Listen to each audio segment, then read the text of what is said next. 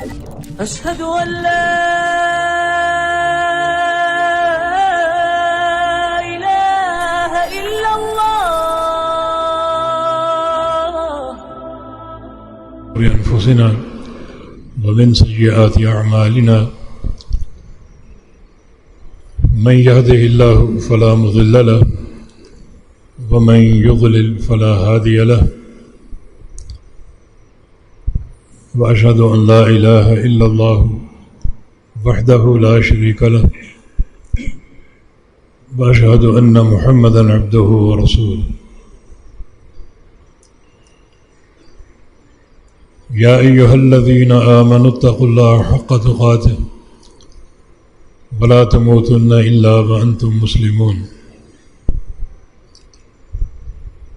يا أيها الناس اتقوا ربكم الذي خلقكم من نفس واحدة وخلق منها زوجها وبث منهما رجالا كثيرا ونساء واتقوا الله الذي تساءلون به والأرحام إن الله كان عليكم رقيبا يا أيها الذين آمنوا اتقوا الله وقولوا قولا سديدا يصلح لكم أعمالكم ويغفر لكم ذنوبكم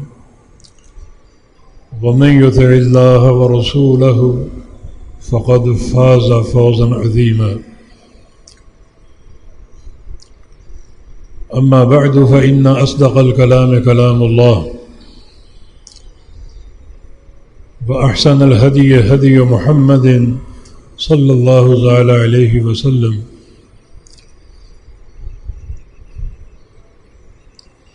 وشر الأمور محدثاتها وكل محدثة بدعة وكل بدعة ضلالة وكل ضلالة في النار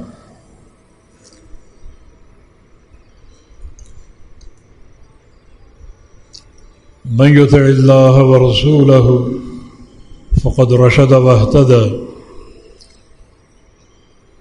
ومن يعص الله ورسوله فقد ضل وغوى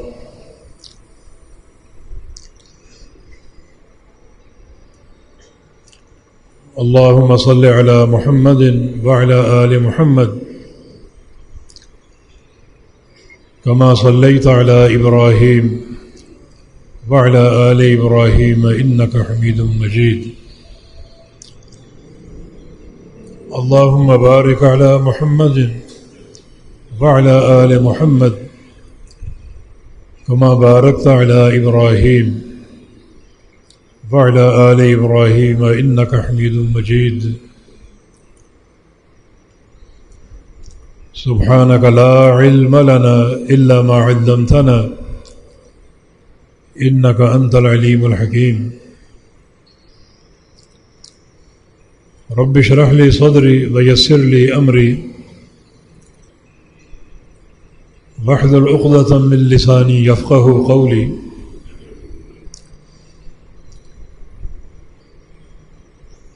أما بعد فأعوذ بالله من الشيطان الرجيم من همزه ونفخه ونفثه بسم الله الرحمن الرحيم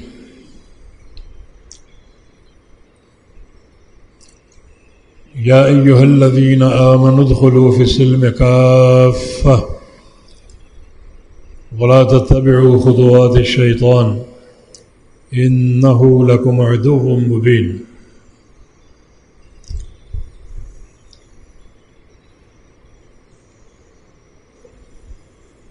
اس آیت مبارکہ میں اللہ رب العزت نے اہل ایمان کو اسلام میں پورا داخل ہونے کا حکم دیا ہے.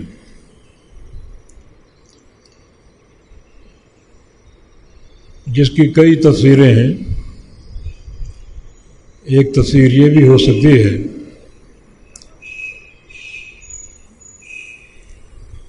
کہ پورا داخل ہونا یعنی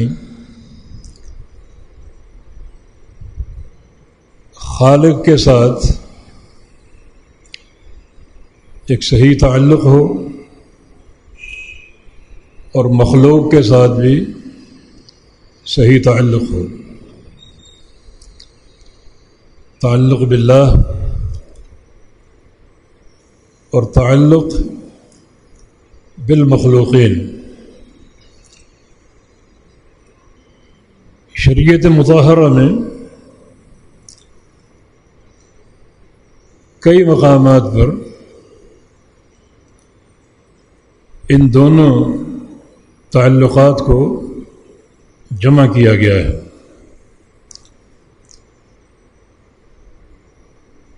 جیسے رسول اللہ صلی اللہ علیہ وسلم کی ایک حدیث ہے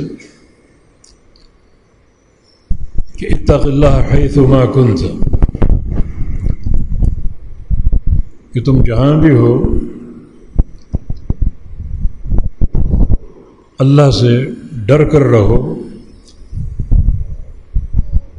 اور منہج تقوی پر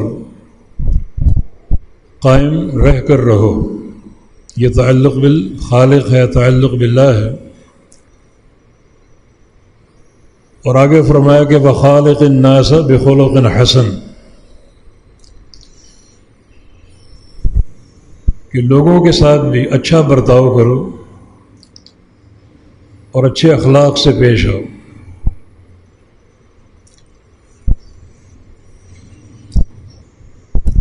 تو اس حدیث میں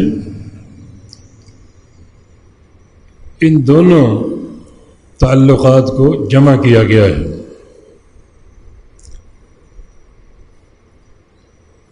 اور یہی در حقیقت استقامت ہے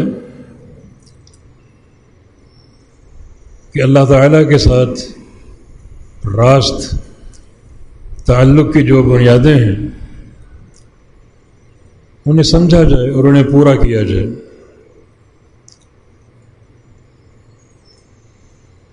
اور اللہ تعالیٰ کی مخلوق جس سے اللہ تعالیٰ کو بہت ہی پیار ہے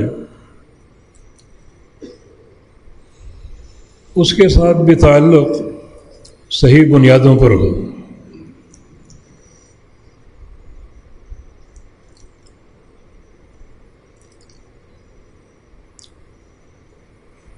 یہ اصل استقامت ہے. ان الذين قالوا ربنا الله ثم استقاموا يقول آمنت بالله ثم استقم. یعنی کسی تعلق میں کوئی کمی نہ ہو، کوئی خرابی نہ ہو، تو یہ پورا کا پورا اسلام میں داخل ہونے کا ایک معنی ہے.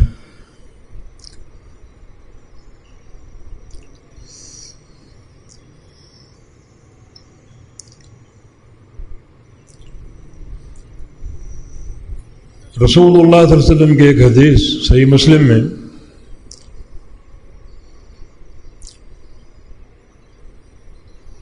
جس میں ان دونوں تعلقات کے لیے بڑے ضروری اصول بیان ہوئے ہیں. اس حدیث کے راوی محدث امت سیدنا ابو ہریرہ رضی اللہ تعالی عنہ ہیں.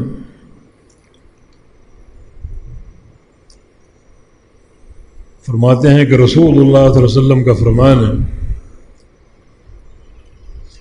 من نفس عن مؤمن کربۃ من کرب الدنیا نفس اللہ عنہ کربۃ من کرب یوم القیامہ. جو شخص اپنی دنیا کی زندگی میں اپنے کسی مومن بھائی کی دنیا کی کوئی تکلیف دور کر دے، دنیا کی کسی پریشانی کو زائل کر دے، تو اللہ تعالیٰ اس کے بدلے اس کی آخرت کی تکلیفیں دور کر دے گا.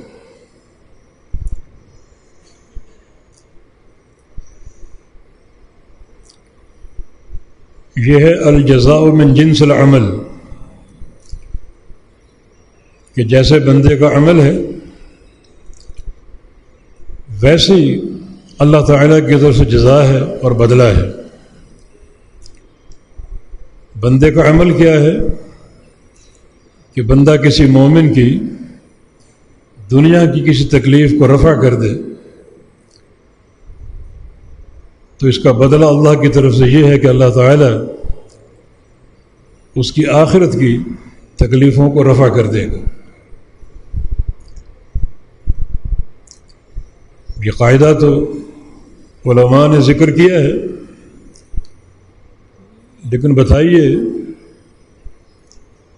دنیا کی تکلیفوں کا آخرت کی تکلیفوں سے کیا مقابلہ؟ اللہ تعالیٰ کی جزا اور اس کا بدلہ یقیناً عظیم الشان ہے۔ دنیا کی ساری تکلیفیں جمع ہو جائیں، آخرت کی ایک تکلیف کا مقابلہ نہیں کر سکتی، اور یہ اس خالق اور مالک کا احسان ہے کہ وہ اپنے بندوں کی آخرت کی تکالیف کو زائل کر دے گا، صرف اس بنا پر کہ ان بندوں نے دنیا میں اپنے مومن بھائیوں کی کسی نہ کسی تکلیف کو دور کیا ہے۔ جیسا بندے کا عمل ہوگا ویسے ہی اللہ کی جزا ہوگی، کہیں بڑھ چڑھ کر۔ اس کی اور بہت سے نظائر ہیں، بہت سی مثالیں ہیں۔ یرحم اللہ من عبادہ الرحماء، اللہ تعالی ان بندوں پر رحمتیں فرماتا ہے، رحم فرماتا ہے جو بندے اللہ کے بندوں پر رحم کریں، جن بندوں کے دلوں میں اللہ کے بندوں کے بارے میں رحم ہے، شفقت ہے، پیار محبت ہے، تو اللہ رب العزت ان بندوں پر رحم فرماتے، رحمتیں عطا فرماتے۔ یہاں بھی اگرچہ وہی قاعدہ ہے کہ جس جنس سے بندے کا عمل ہے اسی جنس کی اللہ تعالیٰ کی طرف سے جزا ہے، لیکن اللہ تعالیٰ کی رحمت کا مقابلہ ہو سکتا ہے؟ اس کا رحمت فرمانا اس کی رضا کی دلیل ہے۔ برضوان من اللہ اکبر، اللہ تعالیٰ کی تھوڑی سی رضا بھی سب سے بڑی دولت ہے۔ یہ محبتیں، یہ رحمتیں اور یہ رضا کن بندوں کو عطا ہوتی ہے؟ جو اللہ کے بندوں کے ساتھ رحمت کا، شفقت کا اور پیار کا معاملہ کریں۔ جس جنس کا عمل ہے اسی جنس کی جزا ہے۔ امام ذہبی رحمہ اللہ نے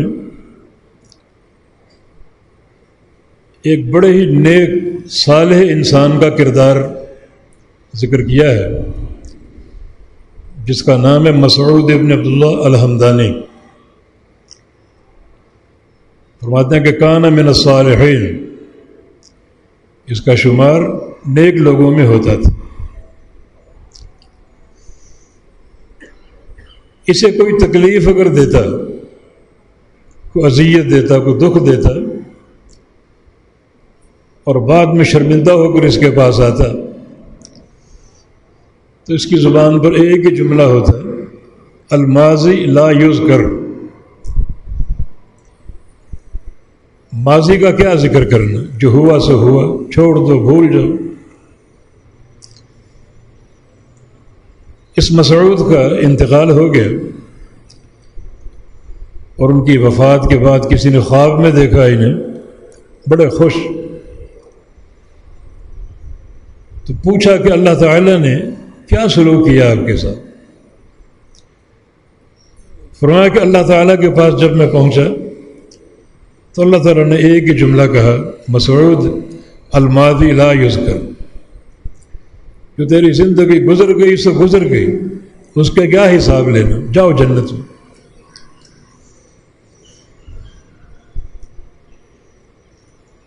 اللہ تعالیٰ کو اپنی مخلوق سے بڑا پیار ہے، اس مخلوق سے آپ بھی پیار کریں گے تو یہ اللہ تعالیٰ کی محبت اور اس کی رحمت کا موجب ہوگا، جس کا معنی یہ ہے کہ اللہ تعالیٰ کے بندوں کے ساتھ ہمارا معاملہ بہت ہی محبت اور پیار کی بنیادوں پر ہو۔ اب یہاں جو نبی علیہ السلام کا فرمان ہے، من نفس عن مؤمن کربۃ من کرب الدنیا نفس اللہ عنہ کربۃ من کرب یوم القیامہ، جو اپنے کسی مومن بھائی کی ایک تکلیف کو دور کر دے، اللہ تعالیٰ اس کی قیامت کی تکلیفوں کو دور کر دے گا۔ اور آگے فرمایا کہ من یسر علی معسر یسر اللہ علیہ یوم القیامہ بلکہ فی الدنیا والآخرہ، جو اپنے کسی بھائی کے لیے آسانیاں پیدا کرے، کوئی اس کا معاملہ ہو، کوئی اس کی حاجت ہو جس کا تعلق آپ کے ساتھ ہو، تو آپ اس میں اسے آسانی مہیا کریں، کوشش کریں کہ کوئی مشکل درپیش نہ ہو، تو اللہ تعالیٰ کی طرف سے جزا اسی جن سے ہوگی کہ اللہ رب العزت اسے دنیا اور آخرت کی آسانیاں عطا فرما دے گا۔ اور یہ آسانی بالخصوص آخرت کی آسانی بہت بڑی نعمت ہے، بہت بڑی دولت ہے۔ وہ دن بہت ہی بھاری ہے، کیف تتقون ان کفرتم یوم یجعل الولدان شیبا، اتنا بھاری دن ہے کہ اس دن کے بوجھ کو دیکھ کر، اس دن کے زلزلوں کو دیکھ کر، ہولناکیوں کو دیکھ کر ایک دودھ پیتا بچہ بوڑھا ہو جائے گا۔ ان ہؤلاء یحبون العاجلہ ویذرون وراءہم یوما ثقیلا، یہ دن یوم ثقیل ہے، بہت ہی بھاری دن۔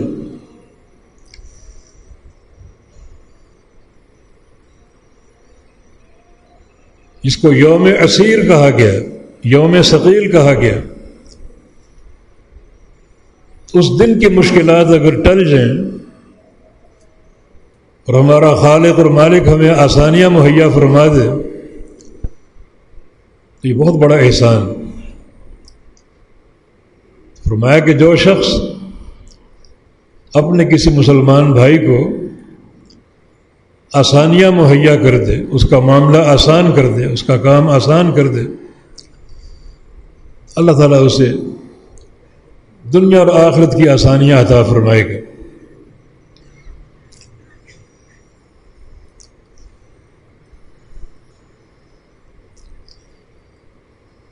جس کی نظیر ایک واقعہ بھی ہے، دو طرح سے منقول ہے وہ، کہ ایک شخص قیامت کے دن پیش ہوگا، اسے کوئی نیکی نظر نہیں آ رہی اپنی کامیابی کے لیے، اچانک ایک نیکی یاد آ جائے گی، اللہ تعالیٰ کے سامنے وہ پیش کر دے گا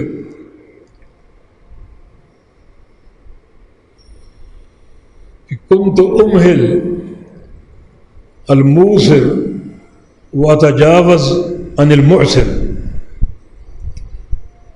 یا اللہ میں دنیا میں کاروبار کرتا تھا اور کاروبار کے دوران اگر کوئی شخص مجھے پتہ چلتا کہ مفلس ہو گیا ہے تو اس کا قرضہ میں معاف کر دیتا تھا، اور اگر کوئی شخص وقت پر ادا کرنے سے قاصر ہے، مفلس تو نہیں ہے، صاحب حیثیت ہے، لیکن وقت پر جو ایک مقررہ تاریخ تھی وہ ادا کرنے کے قابل نہیں، اسے میں ڈھیل دے دیا کرتا تھا۔ اللہ تعالیٰ فرمائے گا کہ یہ دو کام تو میرے والے ہیں، میرے کرنے کے ہیں، ڈھیل دینا میرا کام ہے، معاف کرنا میرا کام ہے، تو میں تجھے عذاب کیوں دوں؟ اللہ تعالیٰ اس کو جنت کا داخلہ عطا فرما دے۔ اور ایک حدیث میں یہ شخص جو فوت ہوا تو اسے خواب میں دیکھا گیا اور پوچھا کہ اللہ تعالیٰ نے آپ کے ساتھ کیا سلوک کیا؟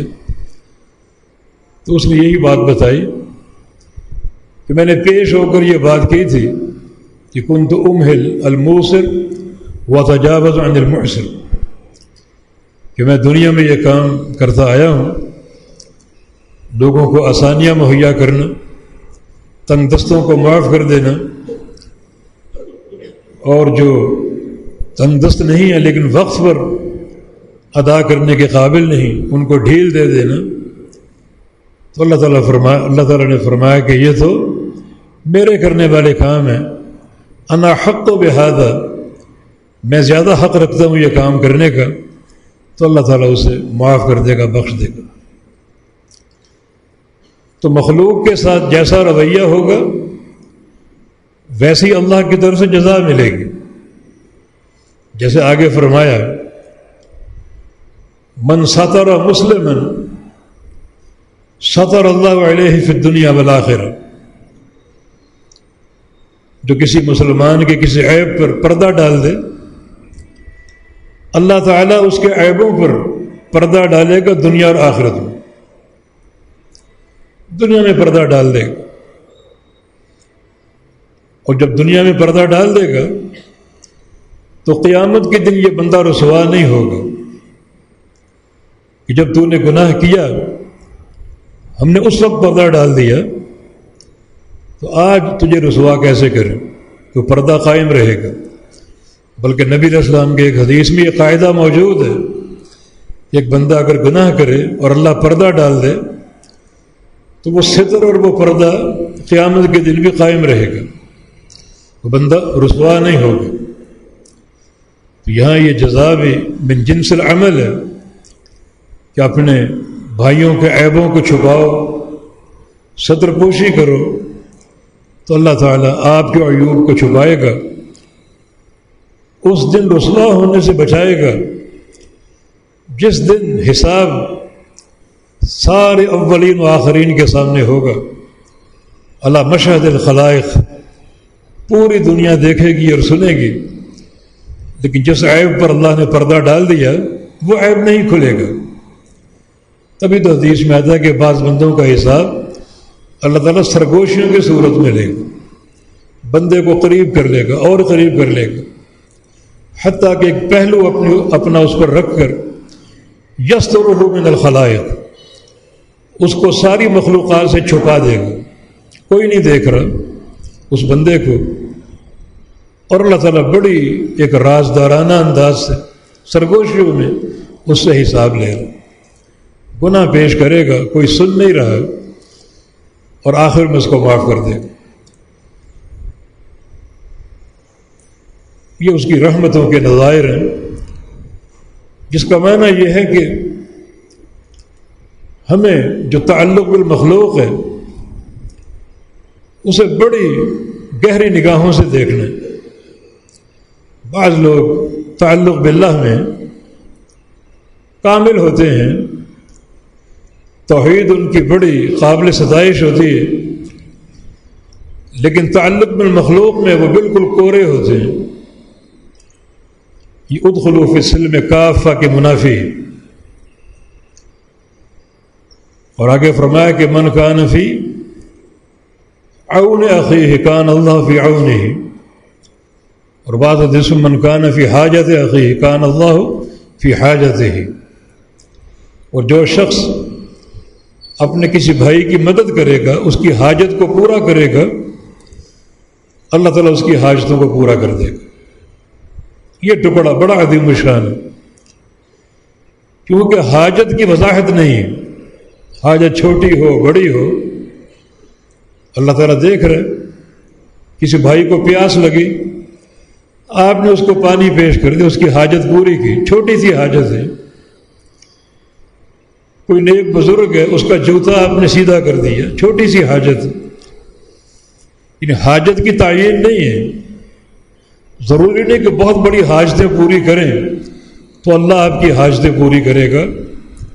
کوئی بھی حاجت، یہ حاجہ کی تنکیر جو ہے اس میں ہر طرح کی حاجت شامل ہے.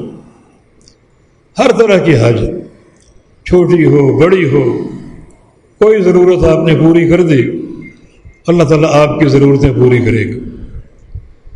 تو چونکہ یہ صلہ بہت عظیم الشان ہے،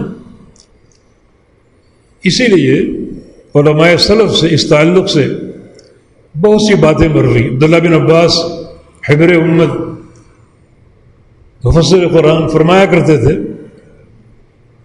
مجھ پر جو بندہ احسان کرے میں اس کا بدلہ چکا سکتا ہوں، لیکن ایک بندے کا بدلہ میں نہیں چکا سکتا، اس کے احسان کا بدلہ میں نہیں چکا سکتا. یہ وہ بندہ ہے جسے کوئی حاجت درپیش ہو، رات بھر پریشان رہے کہ حاجت کیسے پوری ہوگی، میرا یہ کام کیسے نکلے گا. صبح اٹھ کر میرے پاس آ جائے اور وہ حاجت مجھے پیش کر دے. یہ بندہ میرا محسن ہے، میں اس کی حاجت پوری کرنے کی کوشش کروں گا، اس لیے کہ اللہ تعالیٰ میری حاجت پوری کر دے گا. اور میری حاجت تو ایک ہی ہے کہ اللہ مجھے بخش دے، میرے گناہ معاف کر دے. اللہ تعالیٰ مجھے یوم الحساب کے شدائد سے بچا لے اور عذاب قیامت کی تکلیفوں سے بچا لے، جنت کا داخلہ عطا فرما دے. تو ایسے بندے کا شکریہ ادا کرنے سے میں قاصر ہوں، اس کا بدلہ چکانے سے قاصر ہوں. رسول کریم صلی اللہ علیہ وسلم نے خباب بن ارت رضی اللہ عنہ کو ایک جہادی مہم میں بھیجا، ایک جہادی قافلے کے ساتھ بھیجا. پیچھے خباب کا گھرانہ اکیلا رہ گیا، مرد کوئی نہیں تھا، عورتیں ہی تھیں، بیوی تھی، بیٹیاں تھیں. شام کا وقت ہوا، رسول اللہ صلی اللہ علیہ وسلم اس کے گھر چلے گئے. یہ بات معلوم ہونا چاہیے کہ عرب معاشرے میں جانوروں کے دودھ دوہنے کو ان خواتین کے ہاتھوں برا سمجھا جاتا تھا. مرد بکری کا یا گائے کا دودھ دھویا کرتے تھے. اب اس کے گھر میں بکری تھی اور پیچھے خواتین تھیں.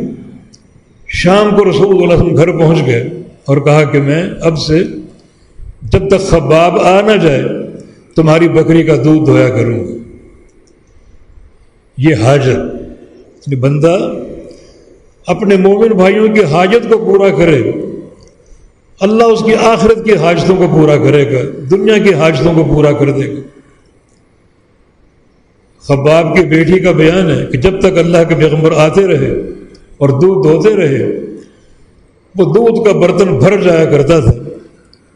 اور جب خباب واپس آ گئے، انہوں نے دودھ دھویا تو دودھ کی مقدار اپنی پرانی حالت پر آ گئے، برتن آدھا بھی نہ ہوتا. یہ پیارے پیغمبر کے ہاتھ کی برکت تھی. لیکن یہاں قابل غور نقطہ یہ ہے کہ رسول اللہ صلی اللہ علیہ وسلم اشرف الخلائق سید ولد آدم، کتنی تواضع اور کس قدر اللہ کے بندوں کی حاجتیں پورا کرنے کا شوق کہ آپ نے اس پورے عرصے میں خباب کی بکری کا صبح شام دودھ دھویا اور ان کے کنبے کو پیش کیا. ابو بکر صدیق رضی اللہ عنہ ایک کنبے کی بکری کا دودھ دھویا کرتے تھے، اور جب آپ خلیفہ نامزد ہوئے تو اس کی ایک بچی نے کہا کہ اب ہمارا دودھ کون دھوئے گا؟ ابو بکر صدیق نے یہ بات سن لی، فرمایا کہ میں دھوؤں گا. اگر خلافت کی مسلط پر فائز کیا گیا ہوں تو جو پہلے کی میری ذمہ داریاں ہیں وہ ختم نہیں ہوں گی، وہ جاری رہیں گی. حسن بصری رحمہ اللہ ایک شخص کی حاجت کے لیے انہوں نے اپنے شاگردوں کو بھیجا کہ جاؤ فلاں جگہ جاؤ اور اس کی حاجت کو پورا کرو. اور جاتے ہوئے ثابت البنانی ان کے شاگرد ہیں، ان کو ساتھ لیتے جاؤ۔ وہ ثابت کے پاس گئے جس کی بڑی حیثیت تھی۔ ثابت نے کہا میں تو مسجد میں اعتکاف بیٹھا ہوا ہوں، نفلی اعتکاف، دن بھر اعتکاف کی نیت سے بیٹھا ہوا ہوں، تو میں کیسے جا سکتا ہوں؟ وہ لوگ واپس حسن بصری کے پاس گئے اور جا کر ثابت کی بات بتا دی۔ حسن بصری نے پیغام بھیجا ثابت کو کہ مشیو کا فی حاجت اخیک خیر لک من حجۃ بعد حجہ، اپنے کسی بھائی کے کسی کام کے لیے جاؤ، چل کر جاؤ، کسی حاجت کو پورا کرنے کے لیے چل کر جاؤ، یہ زیادہ بہتر ہے یکے بعد دیگر حج کرنے سے، ایک حج پھر دوسرا پھر تیسرا۔ ان حجوں سے بہتر ہے کہ تم اپنے کسی بھائی کی حاجت کو پورا کرو۔ تو ثابت البنانی نے جو اعتکاف کی نیت کی تھی وہ توڑ دے اور ان لوگوں کے ساتھ اس بھائی کی حاجت کے لیے چل پڑے۔ تو یقیناً یہ اللہ تعالیٰ کی مخلوق کے ساتھ ایک بڑا اچھا رویہ ہے جس کی اللہ تعالیٰ جزا دے گا، بدلہ دے گا، اور بدلہ بھی اسی جنس سے، اور وہ بدلہ اس سے کہیں بہتر ہوگا۔ آپ کسی بھائی کی حاجت کو پورا کریں گے، وہ دنیا کی حاجت ہوگی، اور اللہ آپ کی آخرت کی حاجتوں کو پورا کر دے، کیا ان کا مقابلہ؟ ہماری حاجتیں کیا ہیں؟ ہم آخرت کے عذاب کی تاب نہیں لا سکتے، جہنم کا عذاب برداشت نہیں کر سکتے، گناہوں کا بوجھ لے کر کیسے اللہ کے سامنے پیش ہوں گے؟ یا اللہ ہماری حاجتیں یہ ہیں، ہمارے گناہوں کو معاف فرما دے، ہمیں جہنم سے بچا لے۔ یا اللہ ہماری حاجتیں یہ ہیں کہ ہم سے راضی ہو جائے، ہم سے ناراض نہ ہونا، ناراضگی کا معاملہ نہ فرمانا۔ تو یہ ساری حاجتیں پوری ہو سکتی ہیں اگر ہم اللہ تعالیٰ کی توحید کے بعد اور اس کے حقوق کے فہم کے بعد اللہ تعالیٰ کے بندوں کی حاجتیں پوری کریں، ان کے لیے چل پڑیں اور اللہ تعالیٰ کے بندوں کی مدد کریں، انہیں آسانیاں مہیا کریں، ان کی مشکلات کا علاج کریں، ان کی حاجات کو پورا کریں اور اللہ کی مخلوق کو خوش کر دیں۔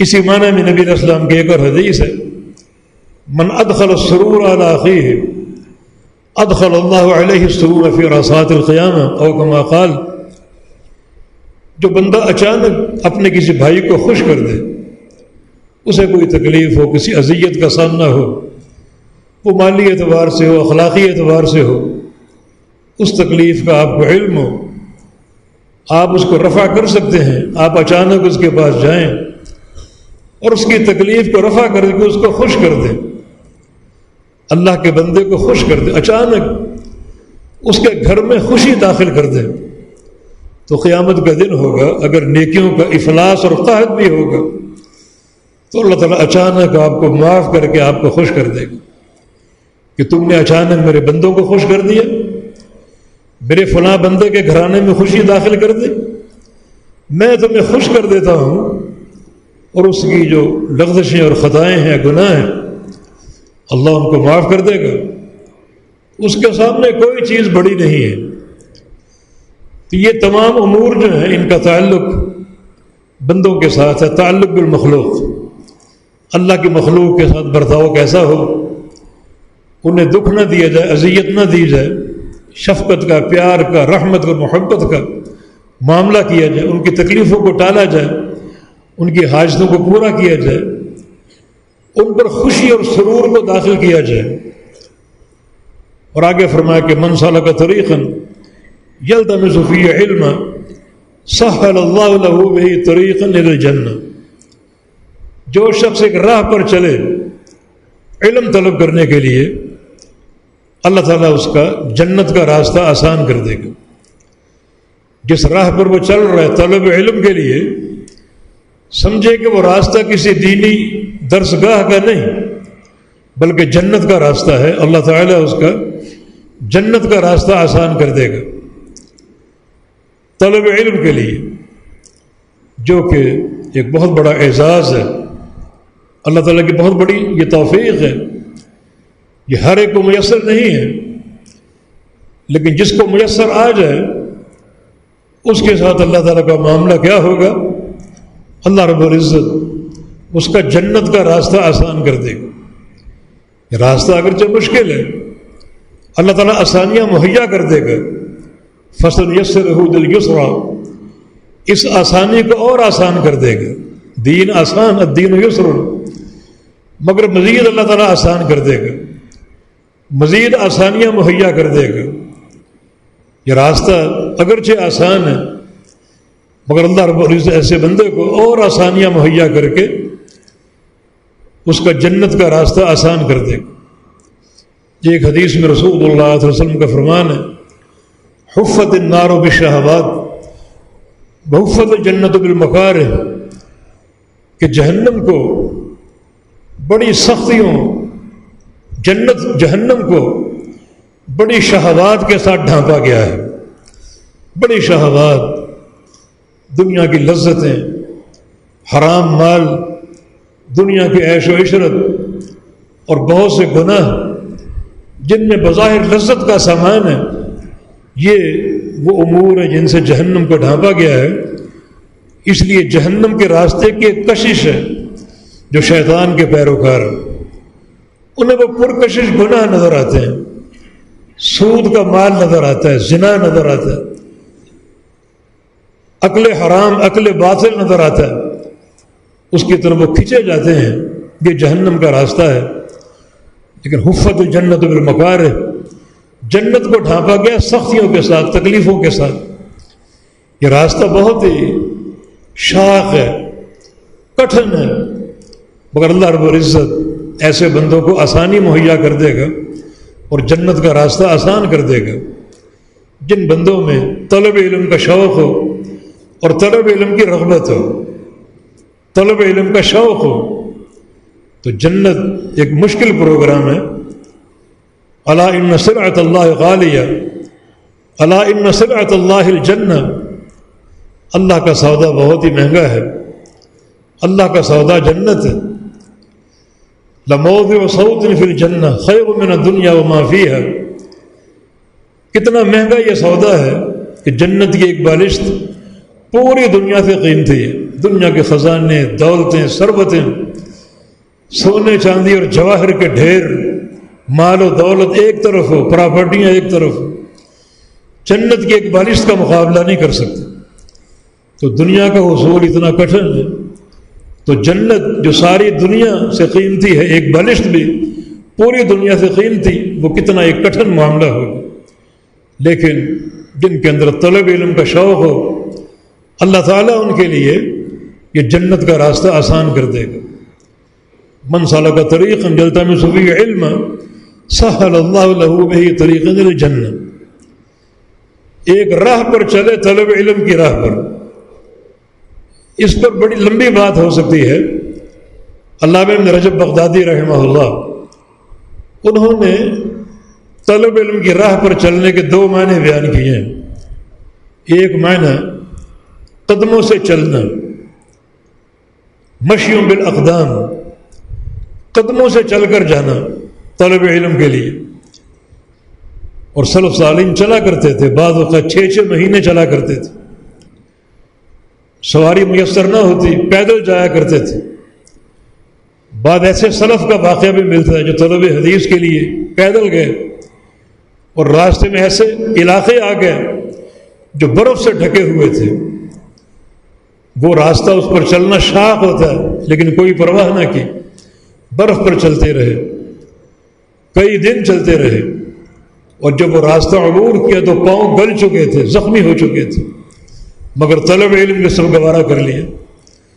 ایک مشیوں بالاقدام ہے، قدموں سے چل کر جانا، یا سواری پر بیٹھ کر جانا. جیسے جابر رضی اللہ عنہ مدینہ سے شام گئے عبداللہ بن انیس سے ملنے کے لیے، صرف ایک حدیث کے سماع کے لیے.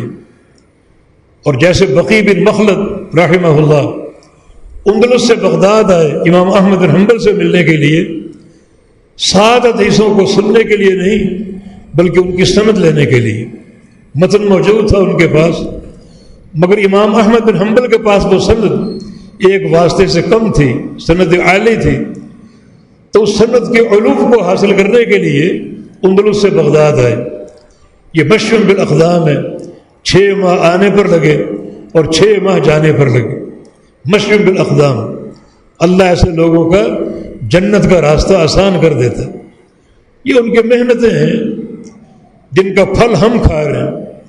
ہمیں آج طلب حدیث کے لیے سفر نہیں کرنے پڑتے، ساری کتابیں ہمارے گھروں میں موجود ہیں، بڑے بڑے ذخیرے ہمارے گھروں میں موجود ہیں۔ ایک وقت ایسا تھا جس شخص کے پاس مسند احمد کی ایک جلد ہوتی یا ایک جز ہوتا، وہ فخر کیا کرتا تھا کہ میرے پاس امام احمد بن حنبل کی مسند کی ایک جز، ایک جلد ہے۔ اور آج ہر عالم کے پاس، اس ناکارہ کے پاس مسند احمد کے کئی نسخے موجود ہیں، شرح کے ساتھ موجود ہیں، کئی مطابع موجود ہیں۔ اللہ تعالیٰ کی دین ہے، مگر ہم ناقدرے ہیں۔ ہمارے پاس یہ سارا علم موجود ہے اور ہم اپنے اسلاف کی محنتوں کو کھا رہے ہیں، ان کا پھل ہم کھا رہے ہیں۔ تو یقیناً یہ سب ان کے لیے صدقہ جاری ہے، یہ کوئی معمولی مشن نہیں ہے۔ جنت کا راستہ آسان ہو چکا اور رہتی دنیا تک ان کی محنتوں سے لوگ مستفید ہو رہے ہیں، ان اسانید کو پڑھ رہے ہیں، حدثنا اخبرنا کی صدائیں گونج رہی ہیں، گلکاریاں بلند ہو رہی ہیں، اور یہ سارا ایک صدقہ جاریہ ان اسلاف کے لیے جن کی محنتیں اس میں شامل ہیں۔ تو یہ چلنا، اپنے قدموں پر چل کر جانا، اپنی سواریوں پر چل کر جانا، یہ ایک معنی ہے اس کا۔ اور دوسرا معنی ان قواعد پر چلنا طلب علم کے لیے جو قواعد محدثین نے ذکر کی، جن پر محدثین چلے، ان قواعد کا خلاف نہ کرے، ان قواعد پر چلے جو کتاب و سنت سے ماخوذ ہے۔ اس پر کچھ باتیں ہو سکتی ہیں، وقت نہیں ابھی، ہم آئندہ بتائیں گے کہ وہ قواعد کیا ہیں، ان قواعد پر چلنے کی صورت کیا ہے۔ اور جو بندہ دعوت دین کا کام تو کرتا ہے مگر اس کا طلب علم ان قواعد پر نہیں ہے، اپنی مرضی کے مطابق ہے، ایسے بندے گمراہ ہوتے ہیں اور گمراہ کرتے ہیں۔ اس نقطے کو پہچاننا ضروری ہے کہ وہ قواعد کیا ہیں۔ وہ قواعد کتاب و سنت سے ماخوذ ہیں اور محدثین نے وہ قواعد بیان کیے ہیں۔ تو ایک راہ پر چلنا طلب علم کی، یاد و قدموں سے چل کر جانا، اور یا اس خطے پر چلنا، ان قواعد پر چلنا جو محدثین نے کھینچے، جن پر وہ چلتے رہے۔ سماع علم ہے، فہم علم ہے، حفظ علم ہے، کتابت علم ہے، عمل بالعلم ہے، نشر علم ہے، یہ سارے قواعد کتاب و سنت سے ماخوذ ہیں۔ ان پر چل کر ہی علم نافع حاصل ہو سکتا ہے۔ اور اگر آپ سمجھیں کہ اپنی مرضی سے میں پڑھوں، مرضی کا سمجھوں، تو پھر ایسے لوگ جنم لیں گے جو امت کو گمراہ کرنے کے پروگرام لے کر آتے ہیں۔